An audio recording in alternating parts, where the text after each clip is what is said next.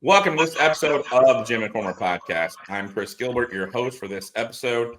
And today our guest is Spencer Schock, the owner of Iron Sanctuary down in Lynchburg, Virginia. I got a chance to work out there recently. It's a badass little gym. I'm excited to talk to Spencer about the gym. But before we get started, let me take a pause and I'll show you the photos I took at the gym when I was there.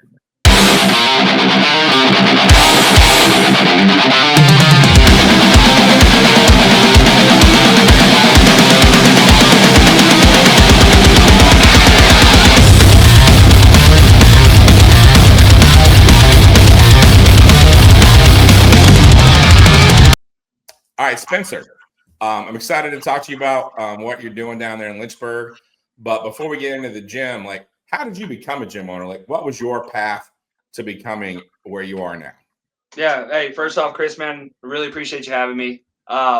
It's really cool how this all came together, especially where you reached out from the GymInformer Instagram probably about 9-10 months ago. Yeah. We were very, very new at the time. A little bit of backstory on me, a little history lesson. By no means, I'm no special person, man. I'm just somebody who takes this very seriously. I'm a young guy. I'm 29. I've been training for 12 years. Bodybuilding. I was powerlifting first. Got more into the strength side of things. I was a four-sport athlete in high school. The prototypical athletics wasn't in for the cards for me in college. Just small town, no exposure, whatever you want to say, excuses wise. My senior year of high school, I fell in love with bodybuilding. Jay Cutler, Flex Lewis, those guys, the Muscle Fitness, the Men's Health magazines, and the Kroger when my parents would take me. I just remember seeing those guys and being introduced to that first style of actually more hypertrophy training, more pump oriented workouts instead of these strength builder, more athletic lifts. It was something literally day one, the first time I did it. I think I was doing a rope tricep extension. I was like, yep, this is me. This is my thing. And it was like right at the end of my senior year. So kind of sports I knew we were doing states. We were in the middle of it, but I think my mind was just so mentally out of it. So graduating from senior year of high school, I went to college for 1 year. I told my parents I'd give it a try. They put me in a position to go to a private school to be able to get a scholarship based off my academics and everything like that. Basically, I did that for a year, realized that was not for me very quickly. But in that time, I was actually already helping people, guys and girls my age, get in the gym, learn how to do it. I gained about 30 pounds from graduating high school to going to college. So there was like 3.5 months. Yeah, it was Chipotle and Japanese diet for food. And it was just hardcore training, man. Getting in there, doing studs on the squat, doing Steelers bench, all the old school programming. Rich Piana's Bigger by the Day, 75 days. I watched it every day. Chris Gethin's trainer. So I was a young 18-year-old man, just hungry. I just wanted to train. I just loved the idea of, I was about 175 pounds. I just loved the idea of maybe walking around like 275 one day. Still working on that goal, obviously, 12 years later. How this kind of worked out was I am from a smaller town. I'm born and raised in Lynchburg, Virginia. But at the same time, I've lived in other cities in the state of Virginia and some cities in North Carolina chasing this goal. I've worked for a couple of professional bodybuilders, and I've worked for a couple pretty big name supplement companies. I'll refrain from saying any of them. We're good. I'm doing my own thing now. This is about the Iron Sanctuary. But those people very much helped me, and I will always give them the credit where credit is due. But Iron Sanctuary was something I've always had on my mind from the day I started really bodybuilding training, really being like, yes, I love this sport, but I love the business of the sport too. I love having a place to call home. And a lot of the reason why I called Iron Sanctuary what I call it for what it means to me as a person, but also what it can do for other people. So there was a 12-year journey basically from the age of 18 till 28 where I would just tell people daily, I'm building a gym one day. I'm going to be in the gym business. I am working on it even today. If there's not a step in motion, I'm still working on it here and here. And I think those are the first two places. If you truly do not have a heart for this and you don't have the mind for it, you're in the wrong place. If you feel like the gym is a money hole or a fame thing, you've completely missed it. So I'm glad I had the hardcore experience of learning in the trenches of what this looks like day in and day out to build a gym, to have camaraderie with your people. And then obviously being a certified personal trainer now almost 8 years, having that one-on-one relationship where in this town there was no gym really to accept a full-time training role and really dive into that. They either wanted you to fold towels, they wanted you to sell memberships. There was no one-on-one personal relationship with training. So I left on my own. I said, I'm going to do this for myself. I want to give a quick shout out to my boy Trevor Vassar. He used to own the gym, and now that I own, it was called Legendary Strength, the owner of the building. was renting to Trevor. Trevor ended up closing his gym. And as a good friend of mine, he gave me the opportunity to chase a goal and a dream of mine. So I really want to give him a shout out. I took over this space. It used to be called Legendary Strength. I took it over and I named it the Iron Sanctuary. Gave it a hardcore bodybuilding feel, but also still kept that powerlifting vibe. But also I wanted to create a space for people to work with me one-on-one individually, any walk of life. I have 59-year-old women clients. I've got 16-year-old sports clients. I train a wide range of people. I needed a home for that to happen. And the Iron Sanctuary has become home for that after about 12 years of doing this now. That's awesome. Yeah, it's super cool. Like you said, some of the things you talked about, like I always say that there's a big difference between a business owner that owns a gym and a gym owner. Yeah. So if we get into the gym, like it's not a big gym, but you've already started like creating something very cool. And we talked about, we'll get into the future of the gym in a little bit, but like where it is right now, like, while it's not very big, it's very cool. Thank you. Like I love the fact that you've got the old school equipment. You know how much we love and respect old school equipment. Yes, sir. But you've also already started adding some Rogers and some other like new school pieces. So, and I'm a huge fan of like I'm getting ready to do a podcast where we talk about like how to get a 5. Yeah. And one of the things that I'm going to say in equipment variety, get a 5, like you have to have a mix of old school and new school. For sure. Like, you can't just have new school equipment. You can't just have old school equipment, like because they're just different. There's so many different things that separate old school and new school, even training mentality. I like to say the Iron Sanctuary, we have it on the back of a shirt. Old school vibes, modern day approach. We want the essence of what that old hardcore feeling was, the Metroflex is, the old Gold's Gym before it became what it is now. And honestly, now it's not even a thing really anymore. What are the essence of that we can hold on to from a training standpoint that creates seriousness, but then also the modern approach of, hey, we take care of our equipment. We take care of our people. We respect each other. We have camaraderie. It's not this down home, like, oh, don't look at me. I'm training hard. I'm going to bite your head off if you talk to me. Don't get me wrong. That's how I started. And again, by no means was I special, but I feel like my intensity and my intentionality put me in a different position other than other people around me. And that's okay. I knew that there was a certain way I wanted to go about it. And I think it goes to the equipment side. The old school Cybex, like we talked about with the leg pieces that I have, the seated curl, the leg extension, and the line curl. Those are like the tried and true. When I think of the top tier of equipment, it's those. It's the Cybex leg equipment. The motion of how it lets you get into full contraction, full eccentrics, where some of this new school stuff maybe has a little bit of a hampering on it, if you could say. But then some of the new stuff that I was introduced to that, I'll be honest, I didn't know a bunch of Roger stuff until Steven down at Super Fitness introduced me to a lot of it. And now using it as for the year that we've been open, I can really see where the quality is getting old school focused, which with more maintenance to it, a little bit more of the pizzazz of the equipment, but still has that down home feel of like, this is still old school. But I do think you have to have a healthy blend of both, man. Hard plates, them steel plates smacking together, man. Like that's the sound. That's music to my ears. That's always what I wanted to hear. So when I thought of the name and when I thought of the essence of it, when I said iron, man, I wanted iron plates. I wanted iron weights. These old school Cybex, when you hear them smack after someone doing like 120 pounds on a leg extension, it's like, yeah, that's what it sounds like. It's music to my ears. Nice, yeah. And you've got it from an atmosphere standpoint. You're creating a really cool vibe in the gym too. Like you've got the giant gorilla painted on the wall. Yeah. You got some other graphics and stuff on the wall. Like you're already, even though the gym's like in its first year and a half, you're already starting to create that like vibe that's going to create the culture that you're going to be able to carry over. Yes, sir. Hey, I really appreciate you saying that, because I think it does. Again, the gorilla is that's our mural. That's our stamp. The reason why we go with that, again, that's a pretty overused thing in the gym scene. I totally understand the gorilla mentality or just the essence of it. But I think me spending time in here alone by myself and just hand painting this mural, it's the intensity that shows, and we try to carry that into how we run our business and how we take care of each other here. The leader of the pack, that's me, man. I make this train go.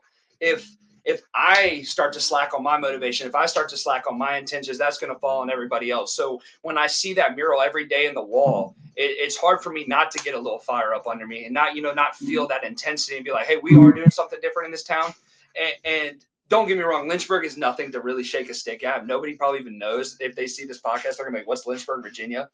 But really, truthfully, one day I hope we are known as that place. When you think of Virginia, you think of the Iron Sanctuary because of our mentality, because of our approach. We take care of the people just as much as we pursue the grind.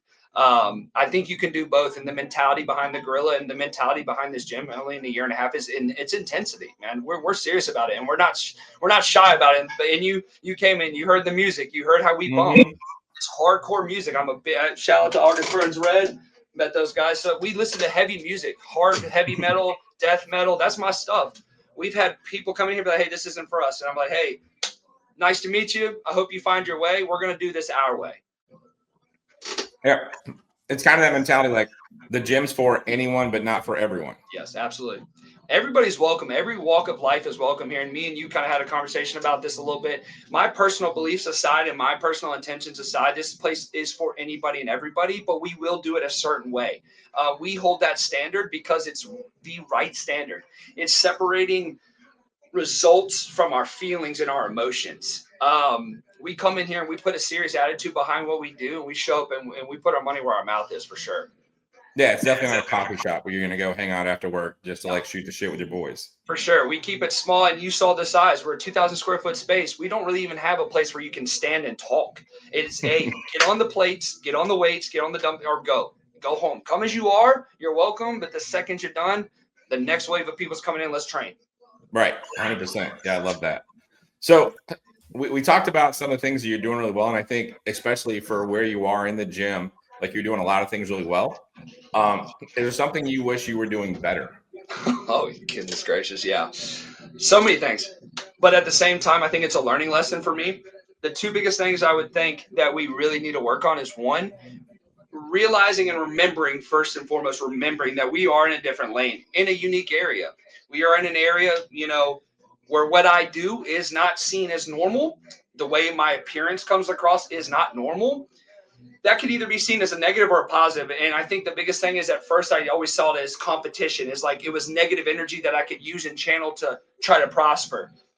That is a negative, I think. I need to change, and I'm working on that actively to be like, no, this contention that you feel is showing you're going against the grain in the right way. So I think for me, the biggest thing is just, cutting out the noise, man. That's the best way to say it. Just cutting out the noise from everybody else. I know you and I talked off camera about some of the personal things that obviously beef-wise have happened, and it happens in any gym situation. That's where ego comes in the way. I'm trying to remove that from my lifestyle and remove that from this building, because if we have that overlooming thing of we're better or these guys suck and they're a bunch of you-know-whats, that's not going to help nobody at the end of the day. Yeah. And so I would say that's a big thing. It's just daily remembering what we're doing. Remember what Iron Sanctuary is about, and not what everybody else is about. And even in this town where it seems like it is faux pas or it's not the status quo, well, that's fine. We are blazing a trail for ourselves. And one day you're going to know. One day you're going to know. No, I love that. I love the mentality. Like you are who you are, and you're not going to like change to fit the norm. Never. 12 years ago, I stood on that, and I stand on that for the next 38 years. I'm going to be doing this. Love that. All right, so let's get into the future of the gym. Yeah, like sure. You and I talked about a little bit off camera, but so you're at 2,000 square feet. Sure. I'm assuming that, because I already know we already had this conversation, that you're not happy with the 2,000 square feet. You want it to grow. Where do you think you're going to be happy with the gym? How big do you want to get? Yeah. So, and that's the thought process behind it, where I've had to come to terms with, well, this is working now, and this is great, and this is really taking care of people, and it's taking care of me, allowing me to feed myself and my girlfriend and our family that we have. But at the same time, there is always room for more. I'm a growth-focused person. That's what got me into the bodybuilding industry, the growth aspect of it. I am never satisfied, brother. I'm sorry to say it. I got the keys, and I could have cared less. I was already thinking about what's next. Cool, I have the keys. I'm opening the door, and I'm going to start working. But what's 10 years down the road look like? What's 20 years look like? That's me. I've always been that way. And sometimes it is hard to be in the here and now.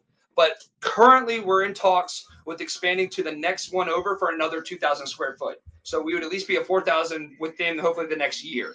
Outfitted, ready to go, in the next year. Not, we get the lease in the year. I'm talking, I'm going to go in there and bust my ass, paint, get the equipment in there, get walls built, broke down. And within the next year, I hope to be a 4,000 square foot gym. Now, I'll tell you the end goal, Chris, really, I have no perception of what that looks like. I always said I want to be in the gym business. I never put a stamp on what that looked like, or I never put a limitation on that. I let the organicness of this take it where it's going to go. It could be a 10,000 square foot, could be 100,000 square foot. As long as the intentionality is there, as long as I'm still me at the end of the day, I'm cool with whatever the result is as long as I knew I put my best foot forward and I put the people first. And that's why you will see in this gym on that flag that stands over our mirror, for the people. This is for the people of my town who are serious adults who want to take care of themselves. If that's a 10,000 square foot building with all the amenities, great. If that's the 2,000 square foot I have now, but everybody comes in here, loves it, changes their body, changes their mind, changes their attitude, and gets a positive output out of it, then I know at the end of the day when I'm done and off this world that I did the right thing. And I took the talents I was given and I used them to my abilities. No, I love that. Yeah. You did mention to me when I was there that you'd rather have 2 5,000 square foot spaces than one 10,000 square foot space. Are you still on that?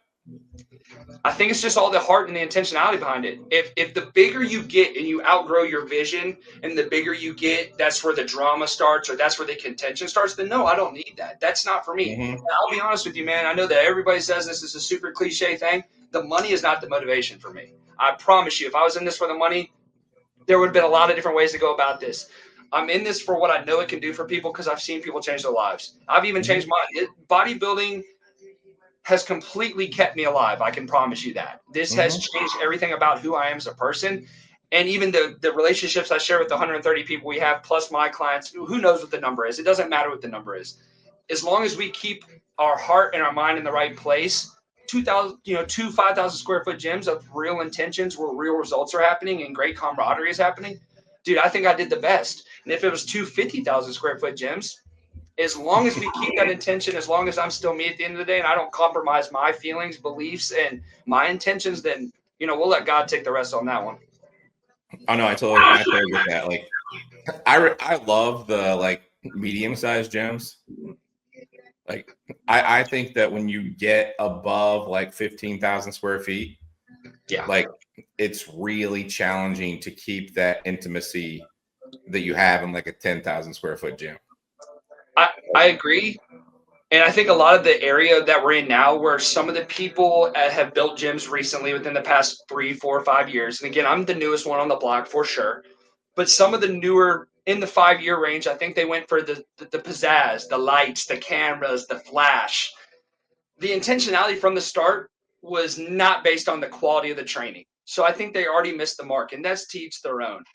But then when these people get into these systems and they, 15,000 square foot gyms, you can't even tell you 5 people's names. I don't think that creates a home feeling. And sometimes people need to feel it here first before they go and actually do the work. And that's fine too. But I think at the same time, go ahead. My bad. No, I was gonna say that's why I started doing this. Yeah.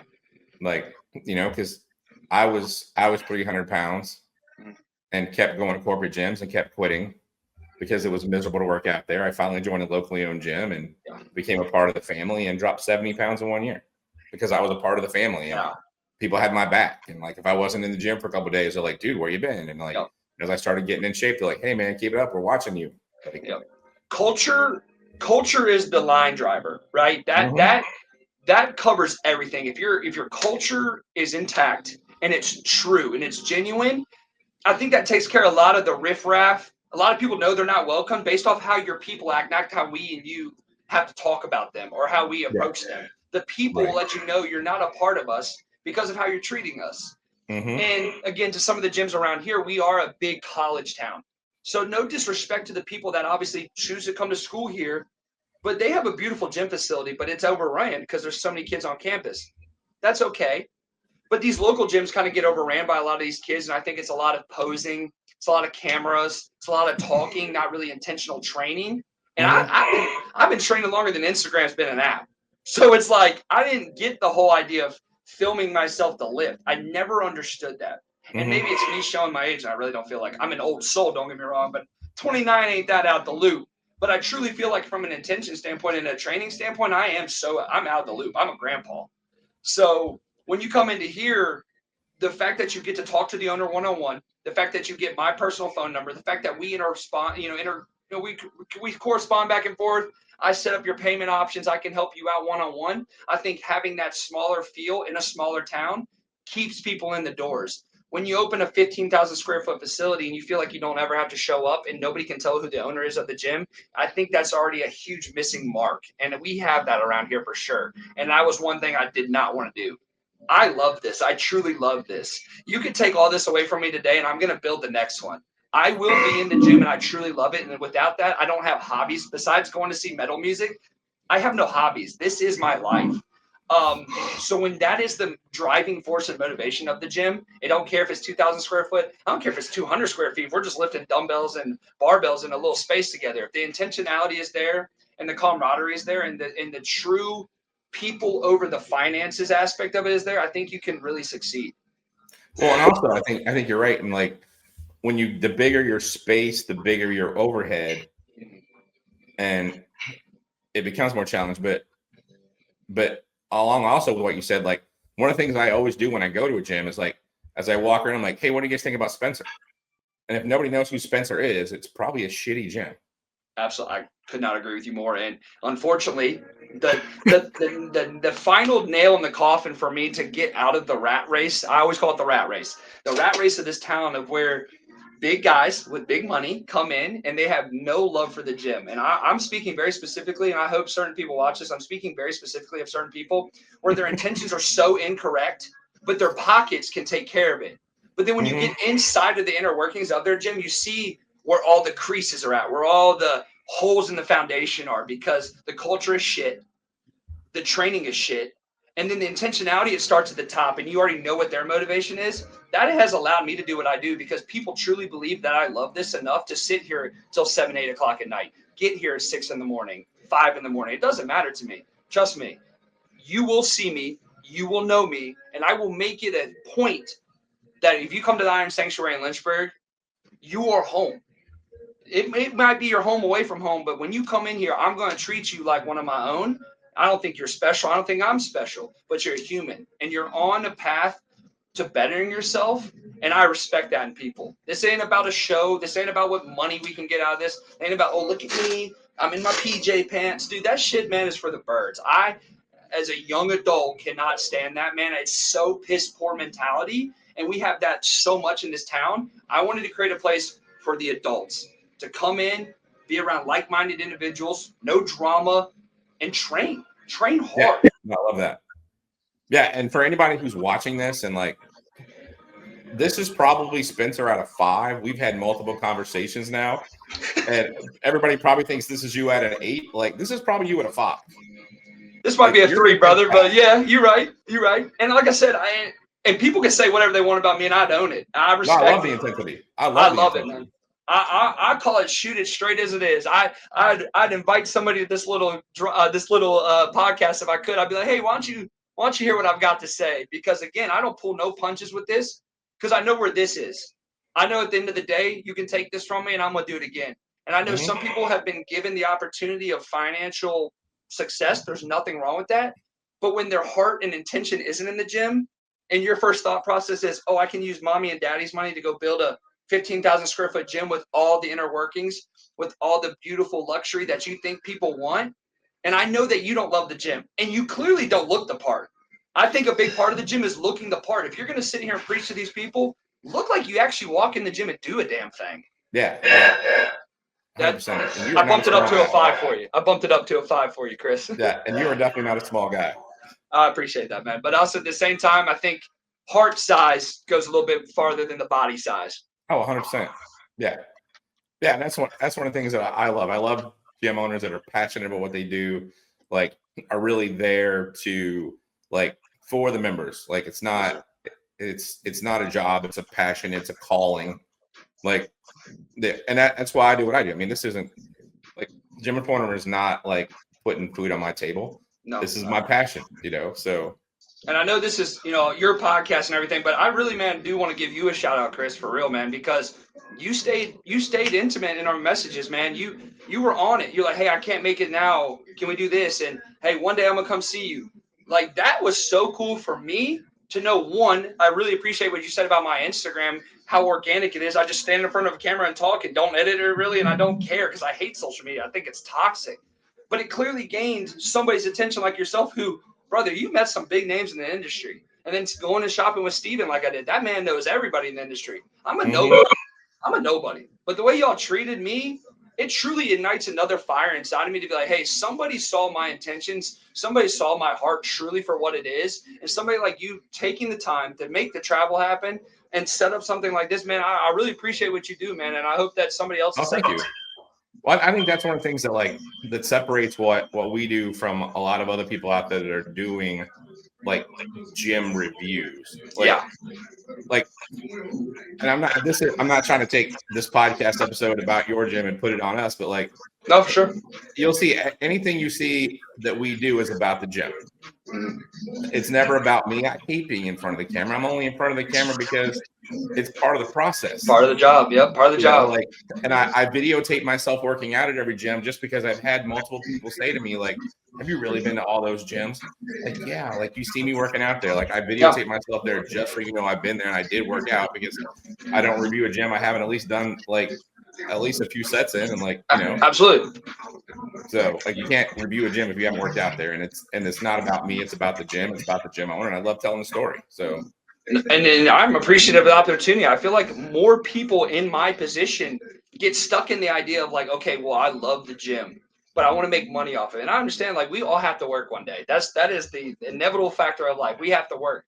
And I chose two things. One, if I'm going to work, I'm going to give it my all. So with that in mind, I'd like to do something I love, so it doesn't require so much stress, but good stress. This is still one of the hardest things I've ever done, but it's probably also one of the easiest things I've ever done because I love it and it makes sense to me. When a problem happens here, I don't view it as, oh, woe is me. I go, okay, this is another opportunity to get this place better. This is another opportunity to learn something. So when it maybe is a 10,000 square foot gym or a 15,000 square, are you prepared for it then? What can you do with the little that you're given? Will you treat it with the intentionality and the seriousness that it deserves? Because you're not going to be given more if you can't handle the little. And I think my whole life has been that. I come from a very humble background.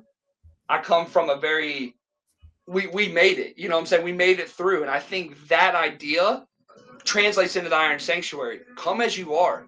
There has been many a times where I have people that I know are coming in here grinding. Maybe they left a Planet Fitness. Maybe they left a $10 a month crunch. So money is important to them. They might not have the $35 to come to the Iron Sanctuary, but they want to be a part of it. And this ain't here to glorify me or to be like, hey, man, look what I did.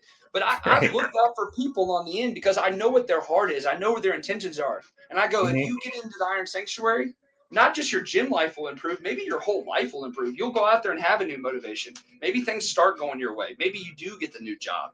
And I'm willing to take the risk to know that I'm in a very, very, this is a sacred position, man. Not many people get to own their own business. This is a blessing, man. I will tell people that first and foremost. When people ask me, how's the gym doing? I say it's blessed because and 100%. Yeah. And I also love the fact that you're in a town that is well known for being an incredibly Christian town. Yes, sir. And you've embraced, I talk about this all the time. I run the men's group at my church. And one of the things that we're constantly talking about is God didn't make men to be soft and nice guys. Yes, sir. And I love the fact that you're a strong Christian and you embrace the fact that God made men to be strong. Absolutely. And you're creating a place for them to come get strong. Amen. I mean, I'm big on that, man. I did tell you that, we are in the Bible Belt of America. Obviously, Lynchburg runs right through it. We have the largest Christian college in the world in Lynchburg, Liberty University, which most people are probably familiar with, either for good or bad reasons. Right. Trust me, I have my opinions as well. But at the end of the day, obviously, again, I'm very adamant about this. This is something I very much talk about. My Lord and Savior, Jesus Christ, absolutely, man, first and foremost. But at the same time, man, I'm the farthest person from perfect. And I think I own that. Not with a badge of honor, but with a big old stamp on my forehead that says, man, I'm working on it. Man, I'm figuring it out. But I think truly having that as the driving focus first will take care of a lot of the negativity in the gym space, or take care of a lot of the issues. When you're steadfast in that relationship that you have with your personal beliefs, we open this gym to everybody. I told you off camera that I was actually working with a buddy of mine on a bigger facility than this. And I'll be honest with you, man, the money was there. Like, big, great opportunity. But I'll be honest with you, I felt like my heart was, yes, I'm a Christian. Yes, this is what I believe. And yes, I try every day to at least exemplify that somewhat. But the gym is for everybody of every walk of life. And my testimony will be how I treat those people, how I show up, what's my attitude like. So I didn't want one person to be like, oh, I can't go to that place because this is the overlying theme. The overlying theme of the Iron Sanctuary is train hard, take care of each other. Spencer's mentality is God has blessed me to be here, and I will always say that first and foremost, but I will treat you with the respect you deserve. I won't shove nothing down your throat. We might cuss it up a little bit. You know, I'm born and raised in the gym, brother. We say a couple of things that are off color, but at the end of the day, the intentions are Christ-centered here, and it takes care of the rest of the mentality of the gym. I truly believe that. Oh, 100%. And you may end up like inadvertently evangelizing and bringing people to Christ through training. Like, right. That's not necessarily the intention of the gym, for sure, but it may happen. Like, God works in crazy ways. My mom, I want to give her a quick shout out. I know she's gonna watch this because she, loves everything I do. She's a dreamer, man. Shout out mom, love mom. She's a dreamer, dude. She's a dreamer. That is her word, dreamer. And she always said I was going to be a pastor one day. And I said, Mom, I'm sorry. That's not me. I'm the farthest thing from it. But now I've gotten older, and I see that parents are always right normally. The word pastor is not me standing behind a pulpit preaching to people that live right on Sundays and act like pieces of shit on Monday through Saturday. No. The pastoral leadership is me being here around non-believers and believers and showing myself above reproach. Would I say I'm perfect? Absolutely not. But my mission field is now my business. It's my home. And I get to be that pastoral reference without being a pastor. So shout out to my mom. She's always right. But it just looked a little different, And you get to, for those non-believers, you get to show them that Christians don't have to be soft. You get to be a badass dude and with giant biceps and huge shoulders and still like drop to your knees on Sunday. Like, absolutely. And I mean, it's amazing. I love that part. But I mean, I didn't want to get off track with that too far. No, yeah. I appreciate you. I just wanted to bring that up because I was impressed with it. I thought it was cool. It's a big part of my life. I love the fact that it's a big part of your life. And yes, sir. And I figured since you're in Lynchburg, it'd be something that we probably should bring up.